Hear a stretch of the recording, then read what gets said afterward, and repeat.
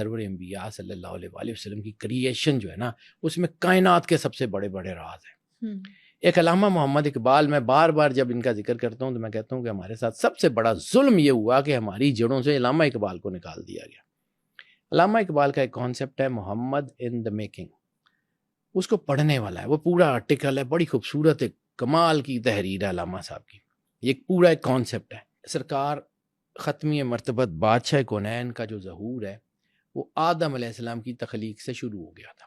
آدم علیہ السلام کی پیشانی میں جو نور چمک رہا تھا وہ اللہ کے امر کا اور سرور انبیاء صلی اللہ علیہ وآلہ وسلم کا تھا۔ خود سرور انبیاء صلی اللہ علیہ وآلہ وسلم کی متواتر اور مستند ترین حدیث ہے کہ میں اس وقت بھی نبی تھا جب آدم مٹی اور پانی کے درمیان تھے، ٹھیک ہے۔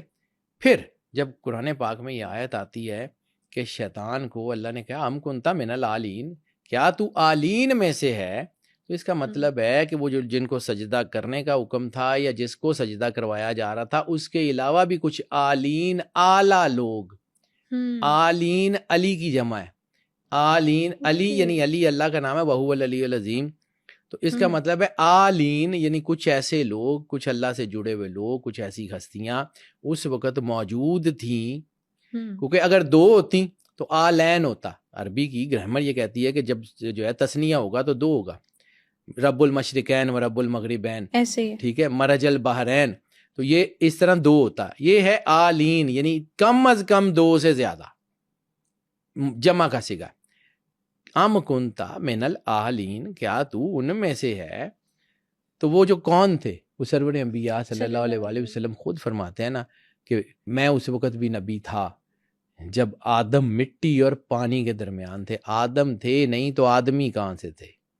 وہ عالم ارواح میں کوئی نور تو تھا، کوئی ایسا نام تو تھا جس کے بارے میں اللہ نے کہا تھا علم الآدم اسماء کلہا، ہم نے آدم کو علم اسماء عطا کیا مکمل طور پہ۔ کون سے اسماء تھے؟ کن کے ناموں کے وسیلے سے آدم کی معافی قبول ہوئی؟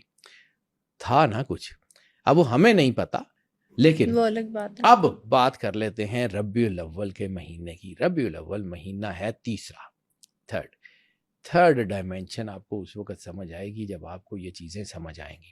میں نے آپ کو بارہا کہا کہ کائنات میں دو اعداد حکومت کرتے ہیں، ایک 12 اور ایک 11۔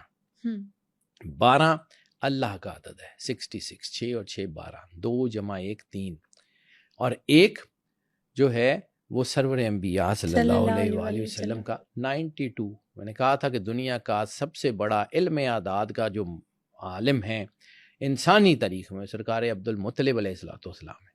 میں کم از کم اس بات پہ کنونس ہوں، دنیا ہوتی ہے نہیں ہوتی مجھے نہیں پتا، لیکن سرکار عبد المطلب علیہ السلام نے جو سرکار ختمی مرتبت بادشاہ کونین کا نام رکھا محمد، جو پہلے کسی کا نہیں تھا، اس سے پہلے کسی کا نام نہیں تھا، تو کسی نے ان کو بتایا تھا، کسی نے ان کے دل پہ القاء کیا تھا، کسی نہ کسی طرح ان کو اس ساری کیلکولیشن کا پتہ تھا کہ کائنات کی ہر چیز میں لو لا کا لما خلقت الافلاق کا راز ہے کہ جہاں جہاں سرور انبیاء ہوں گے وہاں 11 ضرور ہوگا۔ گرو نانک دیو جی نے بہت ہزاروں سال بعد، سینکڑوں سال بعد آ کے بتایا کہ یہ فارمولا ہے۔ بہت سارے لوگ گزرے ہیں، تو یہ اب یہ 3 کو سمجھیے، جس دن آپ کو 3 کو آپ کو اسپرچولیٹی سمجھ آ گئی، آپ کو سرور انبیاء اور اللہ سمجھ آ جائے گا۔ یعنی اللہ سرور انبیاء صلی اللہ علیہ وآلہ وسلم کے بغیر نہیں ہے، اور سرور انبیاء اللہ کے بغیر نہیں ہے۔ جہاں بھی اللہ اور رسول کا مرجر ہوگا وہاں 5 ضرور ہوگا۔ میں علم اعداد کی بات کر رہا ہوں۔ اب 2 نام صرف اسماء الحسنہ میں سرور انبیاء صلی اللہ علیہ وآلہ وسلم کے جو نام ہے اس میں دیکھ لیجئے، اور اللہ کے نام، یعنی اللہ کا جو تیسرا نام ہے الرحمن الرحیم الملک، اور تیسرا نام سرور انبیاء صلی اللہ علیہ وآلہ وسلم کا محمد، احمد، حامد۔ جیسے میں نے کہا تھا کہ 7 جہانوں میں سرور انبیاء صلی اللہ علیہ وآلہ وسلم کے 7 مختلف ناموں سے ان کو پکارا جاتا ہے۔ ناسوت میں یعنی اس جہان میں جہاں ہم رہتے ہیں سرور انبیاء صلی اللہ علیہ وآلہ وسلم کا نام محمد ہے۔ عالم ملکوت میں جہاں فرشتے رہتے ہیں وہاں سرکار ختمی مرتبت بادشاہ کونین کا نام احمد ہے۔ عیسیٰ علیہ السلام نے جب رسالت مآب کی بشارت دی تھی کہا تھا نسمہ احمد، ان کا نام احمد ہوگا۔ جب رسالت میثاق النبیین والی جو آپ سے بات کی تھی، پوڈ کاسٹ بھی کی تھی ہم نے، ٹھیک ہے، اس میں نسمہ احمد، وہ احمد ہے۔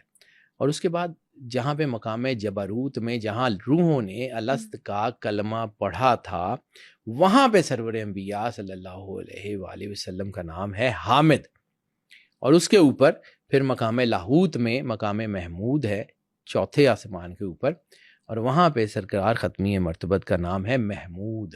اس کو سمجھیے، اللہ کا تیسرا نام، یعنی تین کی سگنیفیکینس، میں یہ کہہ رہا ہوں کہ میں ہو سکتا ہے میں غلط ہوں، لیکن میں جتنے 20 سال لگا کے میں روز اسی کام کو کرتا ہوں، تو 20 سال کے بعد یعنی تھوڑا بہت تو آ ہی گیا ہوگا نا، زیادہ نہ صحیح، لیکن کوئی اے بی سی تو مجھے اس فیلڈ کی تھوڑی بہت اللہ نے اتنی توفیق دی ہوگی کہ مجھے آتی ہے۔ تو اس میں اسماء الحسنی کی ترتیب میں سے تیسرا نام الملک اور الحامد کی اگر آپ انرجیز کو پڑھ لینا تو کائنات کی ساری کریشن آپ کے سامنے آ جاتی ہے۔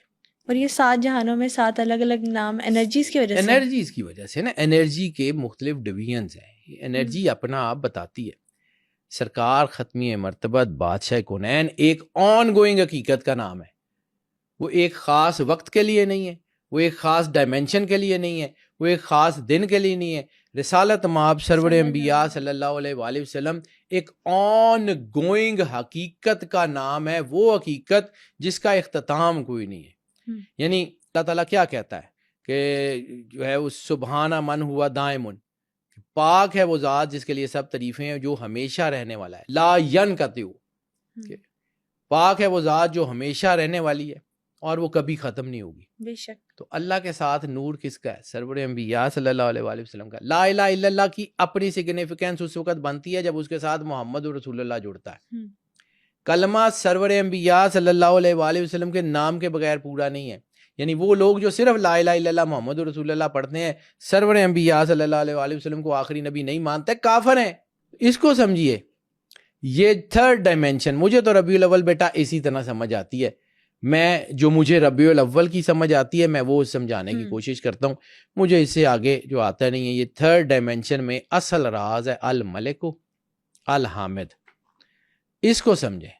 اب الملک اور الحامد یعنی پوری کائنات 7 کی ڈائمینشن میں بنی ہے، 7 تخلیق کا عدد ہے، 7 جنتیں ہیں، خلد، دارالسلام، دارالقرار، عدن، نعیم، ماوا، فردوس، 7 جہان ہے، ناسوت، ملکوت، جبروت، لاہوت، یاہوت، ہاہوت اور ہویت، ٹھیک ہے۔ 7 لطائف ہیں، قلب، روح، سری، خفی، اخفا، انا، نفس۔ ان کے اوپر سرکار ختمی مرتبت صلی اللہ علیہ وآلہ وسلم کے مختلف ناموں کی مختلف علیحدہ علیحدہ انرجی پڑتی ہے۔